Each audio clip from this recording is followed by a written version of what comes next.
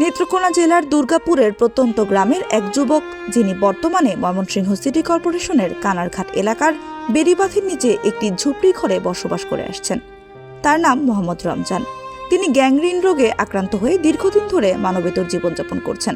স্থানীয় সূত্রে জানা যায়, তিনি ও তার পরিবার বাস্তুহারা হিসেবে বেড়িবাঁধের নিচে ঝুপড়ি ঘরে বেশ কয়েক বছর ধরেই বসবাস করে আসছেন।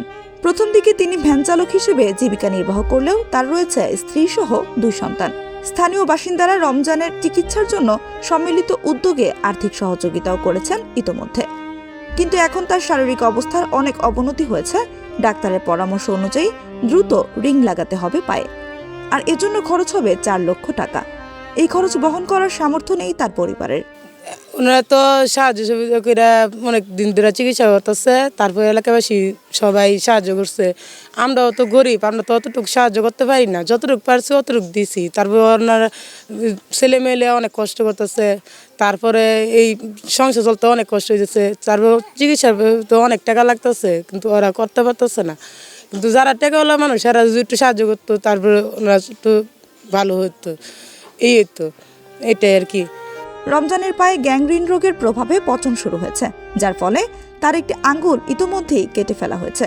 পরিবার সূত্রে জানা যায়, প্রথম 2019 সালে প্রাথমিক লক্ষণগুলো প্রকাশ পেতে শুরু করে। 5 বছর ধরে আমার স্বামী অসুস্থ বেশি, তো আমার উপরণ সংসারটা পড়ে গেছে।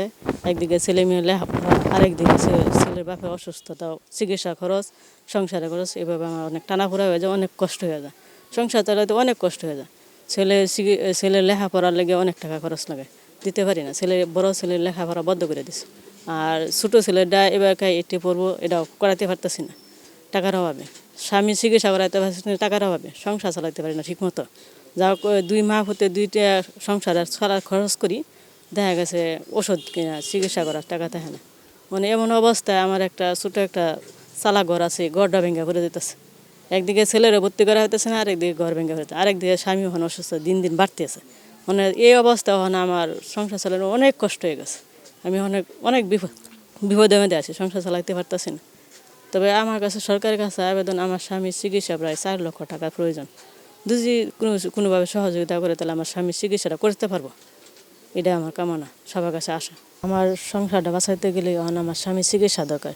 চিকিৎসার জন্য যদি কেউ সহযোগিতা করতে চান, তাহলে আমার মোবাইল নাম্বার আছে, মোবাইল নাম্বার সরাসরি যোগাযোগ করে বিকাশ নাম্বারে টাকা পাঠাতে পারেন।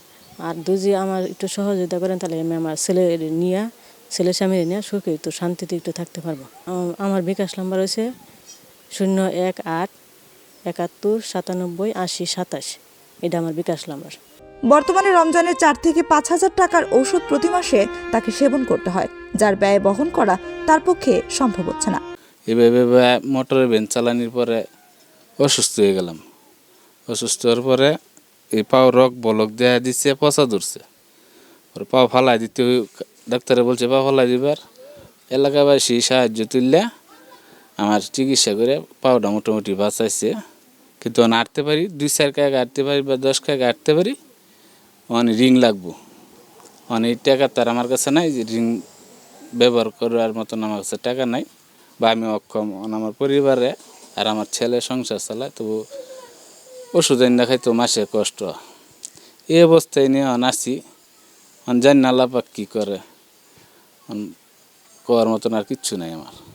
চিকিৎসা বলতে ওই যে ওরাই আনতেছে, মাসে আমার 4,000 3,000 ওষুধ লাগে মাসে। আর টুকটাক যে ডাইল বা টিসিবির চাইল তুললে খাইতেছি, এভাবেই চলতেছে। ছেলে পায় 5-6 হাজার টাকা, পরিবারে পায় 5-6 হাজার টাকা, এভাবেই সংসার চলতেছে। 8-10 হাজার টাকা। চিকিৎসকরা জানিয়েছেন, দ্রুত চিকিৎসা না করলে তার পা কেটে ফেলতে হবে।